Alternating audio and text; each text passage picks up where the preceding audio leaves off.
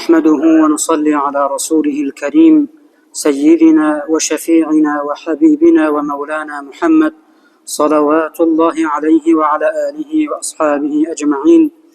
اللهم صل على محمد وعلى آل محمد كما صليت على إبراهيم وعلى آل إبراهيم إنك حميد مجيد. اللهم بارك على محمد وعلى آل محمد كما باركت على إبراهيم وعلى آل إبراهيم إنك حميد مجيد. أما بعد، السلام علیکم و رحمت الله تعالی و برکاته. برادران عزیز، نمازگزاران محترم، مهمانان خانه پروردگار، پیش از همه خداوند جل و علا را شکر، حمد و سپاس و ستایش و شکر زیاد میگوییم برای همه نعمت‌های زیبا و مفید و با برکتش. شکرگزاری و سپاسگزاری میکنیم که به سبب شکرگزاری و حمد و ستایش پروردگار جل و علا نعمت‌ها زیبا و مفید و با برکت میشوند. ما در بهترین روز قرار داریم، روز جمعه، که در آن ساعتی هست پیامبر صلی الله علیه و سلم گفتند اگر انسان در دعا باشد یا نماز باشد، از خداوند جل و علا هر چیزی که طلب کند، خداوند جل و علا اگر به نیکی و به خیر انسان باشد در همین دنیا برای او نصیب میکند. برادران عزیزم، امروز 3 ربیع الاول سال 1446 است. در این ماه بهترین فرزند آدم محمد مصطفی صلی الله علیه و سلم به دنیا آمد و این دنیای پر از تاریکی ها، پر از ظلم و ستم و ناعدالتی ها، این دنیایی که پر از بدبختی ها بود، با آمدن خود این دنیا را پر نور گردانید و این دنیا را از ظلمات و تاریکی به سوی علم، به سوی حق، به سوی هدایت و به سوی روشنایی راهنمایی کرد. پس در این ماه بود که سرور ما و شما، الگوی ما و شما، محبوب ما و شما، پیامبرمان محمد مصطفی صلی الله علیه و سلم به دنیا آمد. پیامبر صلی الله علیه و سلم میگویند که در این روز بر من صلوات زیاد بفرستید. در روز جمعه برای من صلوات زیاد بفرستید که صلوات و درود شما و سلام شما بر من میرسد. صحابگان گفتند ای پیامبر خدا، اگر شما در بین ما نباشید چی؟ گفتند که اگر من در بین شما نباشم و در حیات این زندگی این دنیا نباشم، ملائکه ها موظف میشوند که روح مرا بر بگردانند و این سلام و این درود شما امتان من را به من برسانند. و در عوض پیامبر محبوبمان برای آن انسانی که صلوات بر او فرستاده بود از خداوند جل و علا طلب مغفرت و طلب برکت میکند و همین یک صلوات رو به آسمان میبرند.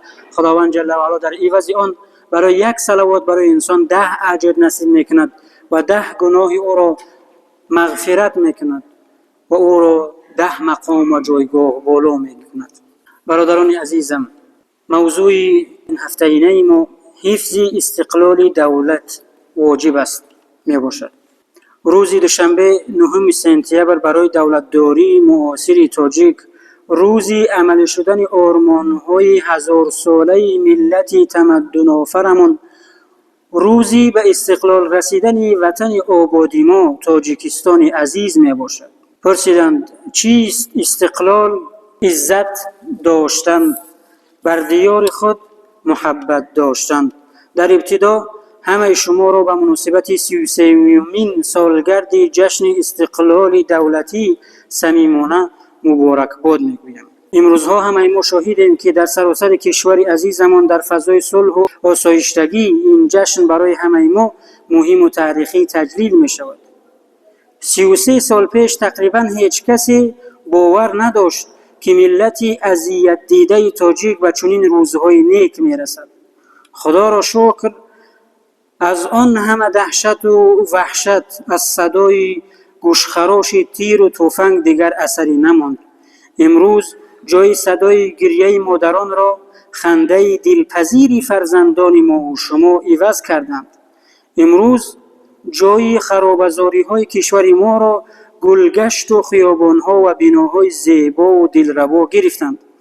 امروز هر یک تاجیک با سر بلند و افتخار ملی از صاحب وطنی سخن میگوید که بیشک همه این نعمت ها باید شکرگزاری و قدردانی شوند. امروز واقعا جای شکرگزاری است که ملتی آرمانی ما دوباره از صاحب استقلالی سخن میگوید، دوباره تقدیر خود را به دست خود رقم میزند، چنانه که خداوند جل و علا در آیات 26 سوره انفال میفرماید: اعوذ بالله من الشیطان الرجیم بسم الله الرحمن الرحیم واذكروا إذ أنتم قليل مستضعفون في الأرض تخافون أن يتخطفكم الناس فآواكم وأيدكم بنصره ورزقكم من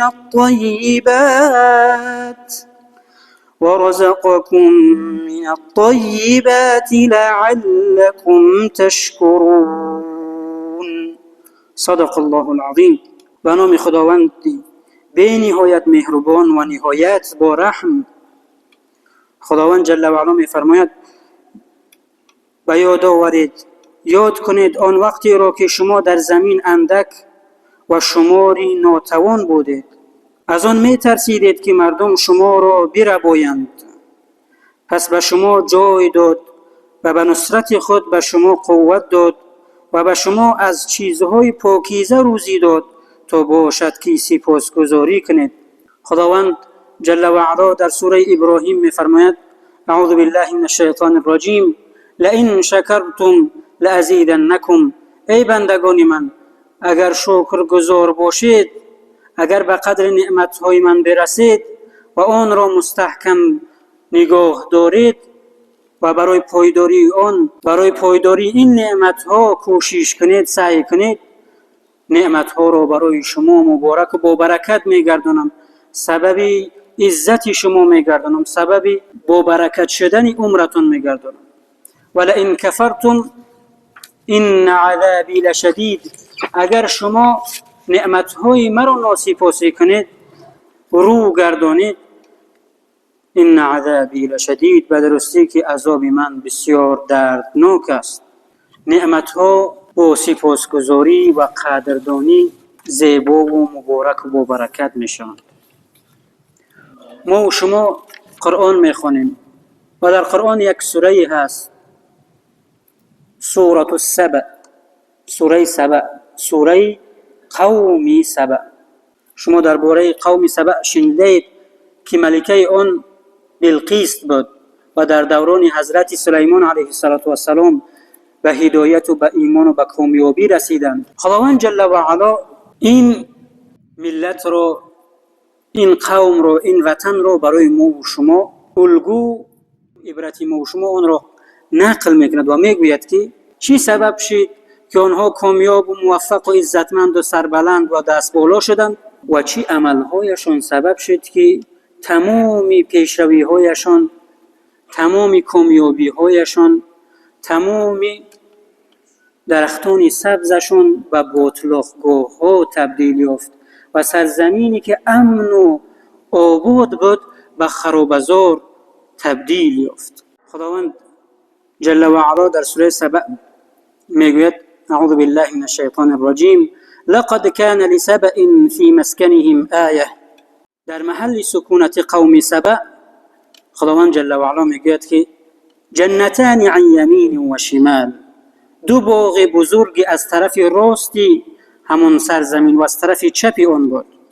آیه سبب نشانه و قدرت‌های بخشش الهی بود. کلوا من رزق ربکم واشکروا له.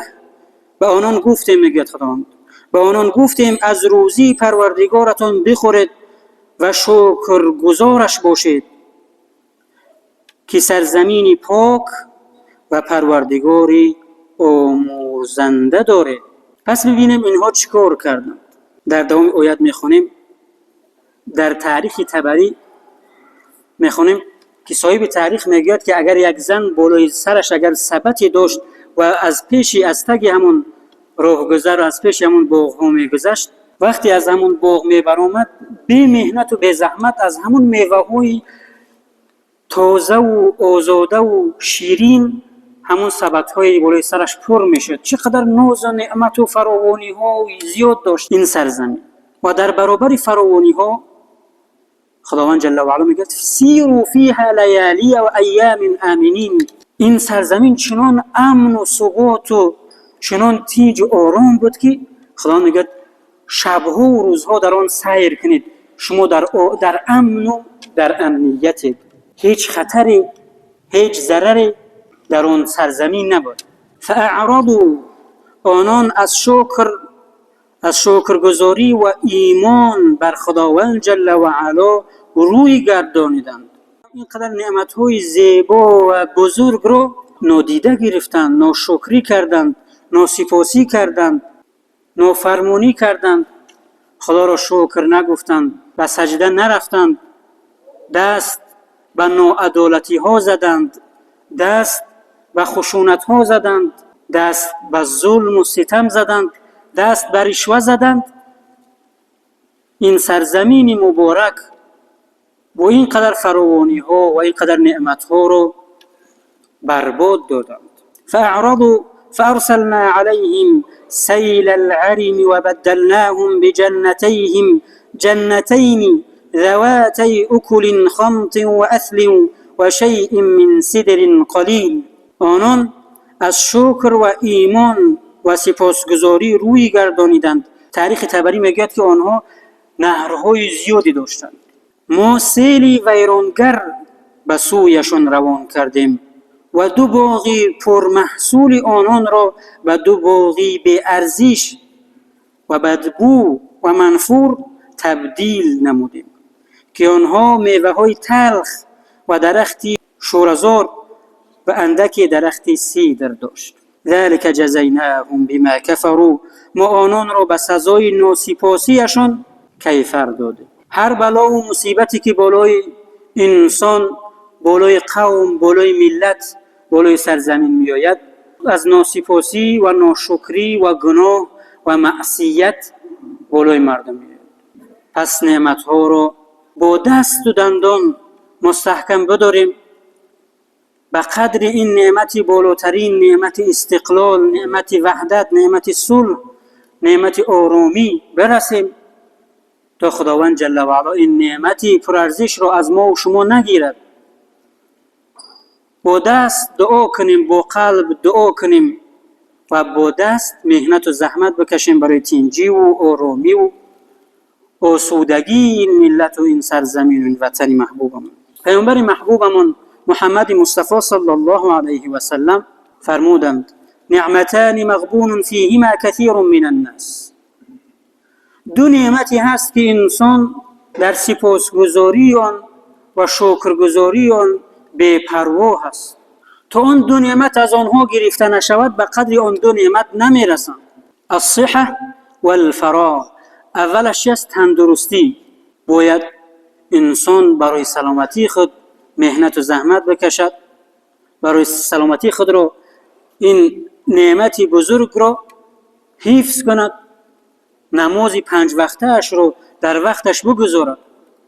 و یکی از حکمت‌های نماز 5 گانه چی است برادران عزیزم؟ یکی از هزارها حکمت‌های نماز، این یکیش تندرستی است. نماز و مسجد بر روح انسان، به جسم انسان، به عقل انسان سالمی میارد، برکت میارد. با یکی از طبیبان برجسته این ملت نشسته بودیم و گفت که اکثریت انسان‌هایی که به اینفکت، یعنی تپش قلب یا بگوییم از کار ماندن قلب روبرو میشوند، دلشون میزند، به عباره عمومی در حال خواب و در وقت نماز بامداد روی خوردن ممکن است. حالت زیادش در همین وقت نماز صبح بامداد و در حالت خواب زیادتر به انسان این بلا گرفتار میشه.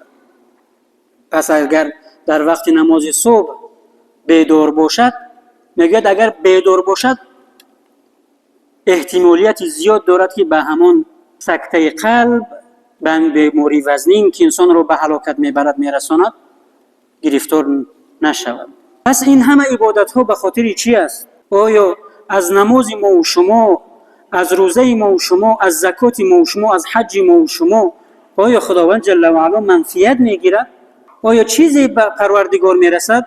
آیا به قدرت خداوند جل و علا زیاد میشود چیزی؟ نه البته. خداوند که جل و علا انسان را خلق کرد با علمش میدانست که چی چیز به انسان منفیت میبخشد، بر روح انسان، جسم انسان، عقل انسان منفیت دارد و چی چیزها بر ضرر انسان است. حضرت عمر رضی الله عنه در موضوع وطن چی زیبا میگویند: لولا حب الوطن لخرب بلد السوء فبحب الاوطان عمرت البلدان.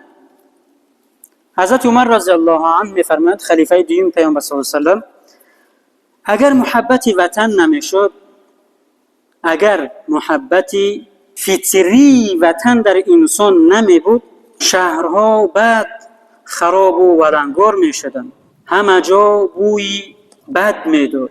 فبحب الوطن اوطان عمرت البلدان. پس این مهر و محبت فطری انسان است به وطن که شهرها آباد می شود، وطنها آباد می شوند، انسانها کامیاب و موفق می گردند. در اخیر خداوند جل و علا می گوید که ما قوم سبع را عذاب کردیم، با آنها سیلی که ویرانگر بود فرستادیم و آن ملت را و آن سرزمین را برای نسل‌های آینده همچون عبرت در قرآن وصف کردیم تا انسان‌ها به قدر شکرگزاری و قدردانی نعمت‌های پروردگار جل و علا برسند.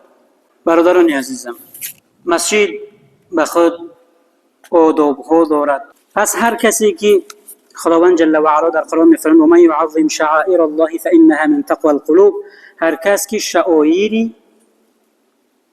دین ما را، شعائر ما را اگر احترام گذارد، او ما را احترام کرده است و از تقوای او است، از پرهیزگاری او است، از نشانه کامل ایمانی او است.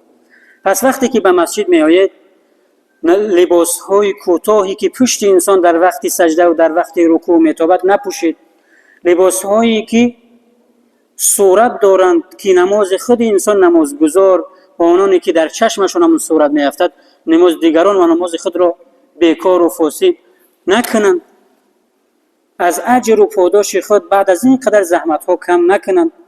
خواهش زیاد و یکی از سنت های روز جمعه هم این است که انسان بهترین لباسش را بپوشد، بهترین عطرش را بزند، با بهترین اخلاق، با بهترین آداب در خانه خداوند جل و علا با تعظیم و با خاکساری بشیند، خداوند جل و علا را طلب و امید کند که خداوند جل و علا او در دنیا و آخرت کامیاب و موفق گرداند. برادران عزیزم، هرچند استقلال دولتی دروازه‌های سعادت را بر روی ما باز کرد و جمهوری تاجیکستان را به جهانیان معرفی ساخت، تاریخ فراموش نخواهد کرد که جایگاه شایسته امروزه تاجیکستان عزیز در عرصه بین المللی و زندگی پرنشاط مردم تاجیک حاصل تلاش‌های بردوام و خسته‌ناپذیر اساسگزار صلح و وحدت ملی پیشوای ملت محترم امام علی رحمان است. ما وقتی که در دانشگاه ملی تاجیکستان تحصیل می نمودیم، دانشجویان از دولت‌های همسایه با ما تحصیل می نمودند و آنها گفتند که ما آرزو داریم، ما خداوند جل و علا را طلب و دعا میکنیم که سرور عادل و غمخوار و مانند پیشوای شما و ما هم نصیب کند که سببی از همین ورطه‌های خونین و از ورطه‌های ناعدالتی‌ها و ظلم و ستم و خونریزی‌ها و ناامنی‌ها ما هم به صلح و وحدت و آرامش و کامیابی‌ها و پیشروی‌های دینی و دنیوی برسیم. حالا اگر ما درباره دستاوردها و نفوذ بین المللی دولت خود حرف زنیم، به اختیار دوران پرشوی سالهای اول استقلالیت دولتی پیش نظر می آید. تاریخ نیز فراموش نخواهد کرد که آن سالهای با دسیسه‌های گروه‌های منفعت‌دار داخلی و خارجی، مخصوصاً سرکردگان پیروان تشکیلات تروریستی حزب نهضت اسلامی، جنگ شهروندی تشکیل کرده شد. پایه‌های دولت صاحب استقلال ضربه خوردند، ارکان دولتداری فلج شد، مردم سرسان و آواره گردیدند در چنین وضعیت سنگین پیشوای معظم ملت مردم رو از پراکندگی و دولت رو از زوال نجات بخشیدند، یعنی ما رو از مسیر نابودی رها بخشیدند و قلمرو سعادت راهنمون ساختند. این همون دعای یتیمان و دعای همون مادرانی که فرزندان خود را از دست داده بودند، حاصل دعای همونها بود که خداوند جل و علا با رحمت خود بالای این ملت سروری آورد که این ملت را به کامیابی ها آورد و رساند. امروز خلق شرفمند تاجیک در حالی که سیومین سالگرد استقلال دولتی را جشن میگیرد که نام تاجیکستان و طفیل تشبس‌های بین المللی سرور بشردوستانش در منبرهای با نفوذ محفل‌های گوناگون جهانی صدا می‌دهد و از احترام جامعه بین المللی برخوردار می‌باشد. واقعاً چگونه میتوان افتخار نکرد وقتی که خداوند جل و علا در ردیف همگی 8-10% خلق و ملت‌ها پایداری جهان و ما تاجیکان نیز نعمتی صاحب استقلالی رو ارزانی داشت. شما میدانید که در جهان 2500 خلقیت ها و ملت ها هستند که زبان های علاهیده خود را دارند، اما در حال حاضر در دنیا همگی 200 دولت مستقل موجود است. نه همه آن دولت های ملی می باشند. پس همین افتخار ما را کافی است که ما دولت مستقل خود را داریم و با افتخار نام تاجیکستان را به زبان می آوریم. ما وطن دوستی همون را از دینمان، از دین پاک اسلام تعلیم گرفتیم. دین پاکمون بر ما نشان می دهد. وقتی پیامبر محبوبمون محمد مصطفی صلی الله علیه و سلم را با چقدر رنجها، با چقدر وزنینی ها و ظلم ها از وطن خودش از مکه مکرمه بیرون کردند، وقتی بالای کوههای مکه برآمد پیامبر صلی الله علیه و سلم طرف وطنش برگشت و نگاه کرد و چشمهایش پر از اشک شد.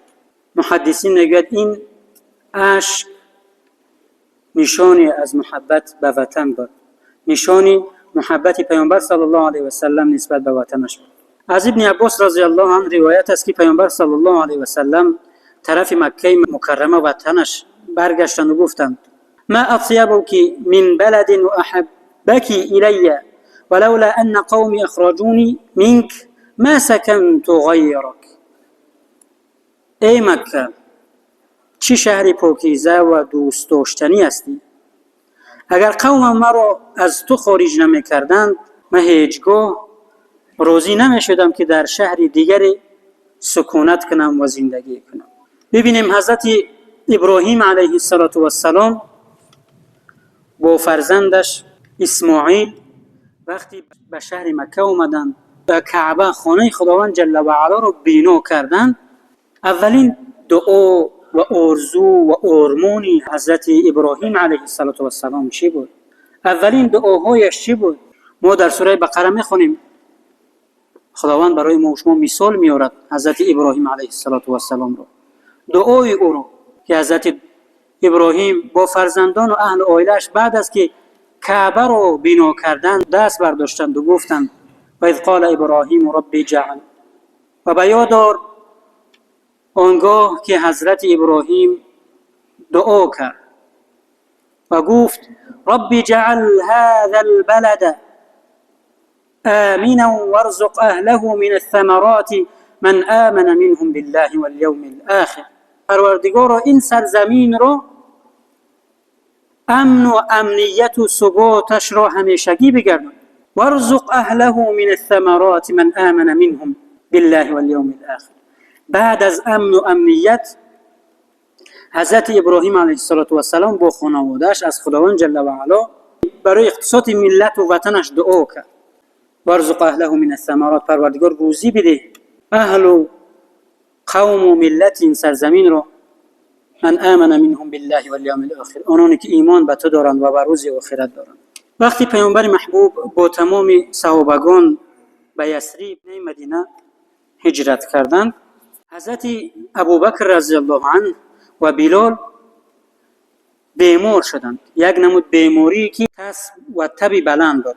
در حدیثی که حضرت عایشه مادر مؤمنان روایت میکند میگوید: فاشتک ابوبکر واشتكى بلال فلما رأى رسول الله صلى الله عليه وسلم شكوى أصحابه قال وقتی پیامبر صلی الله علیه و سلم دید از بیماری و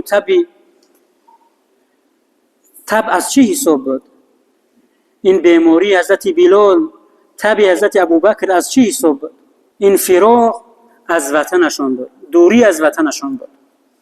پیامبر صلی الله علیه و سلم وقتی فهمید از بیماری آنها، از مشتاقی آنها، پس فرمود دست بالا کرد دعا کرد اللهم حبب الینا المدینه، پروردگارا بار اله مدینه رو برای ما هرچی بیشتر محبوب گردان، چنانی که مکه رو محبوب گردانید، آن را سالم بگردان، برای ما در پیمانهایمون برکت عطا فرما و تب و بیماری اصحاب را از بین ببر.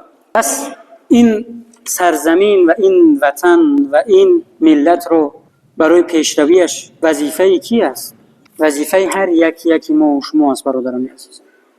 هیچ سازمان و هیچ دولت الهیده‌ای نمی‌آید برای پیشرفت ما و شما، برای استقلالیت ما و شما، برای امن و ثبات ما و شما در این سرزمین کوشش کند و زحمت و مهنت بکشد. ما و شماییم که باید قرض ایمانی و شهروندی ما و شما است که ما باید از این نعمت پروردگار جل و علا، از این امانت خداوند جل و علا باید حفاظت کنیم و قدر آن برسیم و برای مستحکم شدن و مستحکم بودن امنیت و ثباتش کوشش کنیم. چنانه که حضرت سلمان فارسی رضی الله عنه روایت میکند که شنیدم از پیامبر صلی الله علیه و سلم که فرمود رباط یوم و لیلت خیر من صیام شهر و قیامه.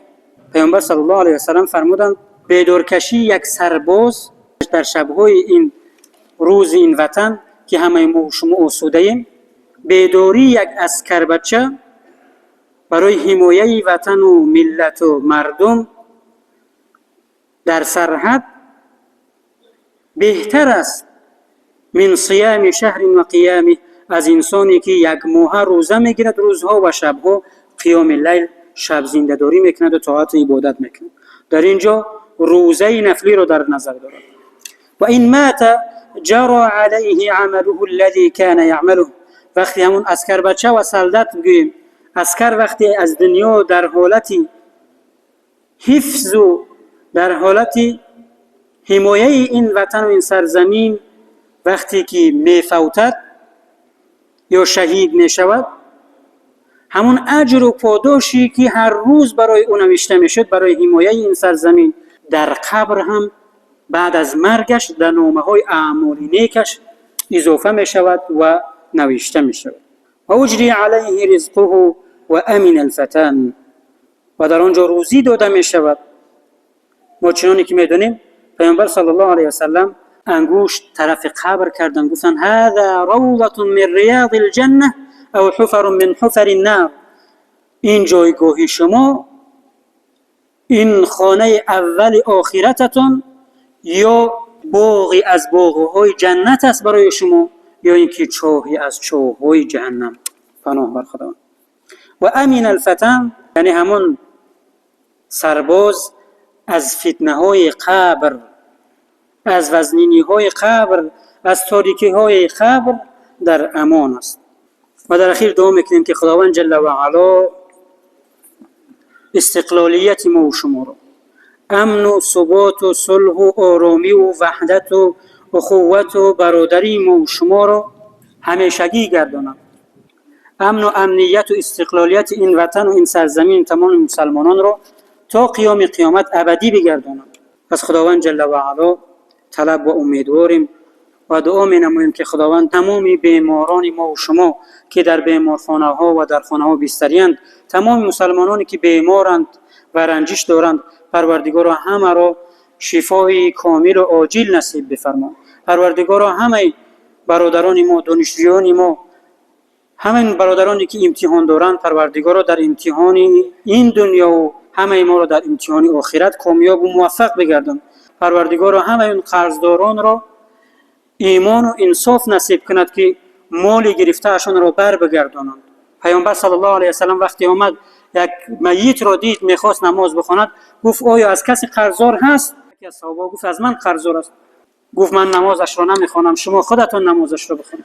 ای برادران، وقتی قرض گرفتید ناموس کنید. این وظیفه ایمانی شما است که همون امانت رو بر بگردونید.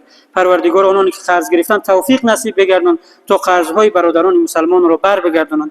پروردگار ما را در دینمون، در دنیایمون کامیاب و موفق بگردون.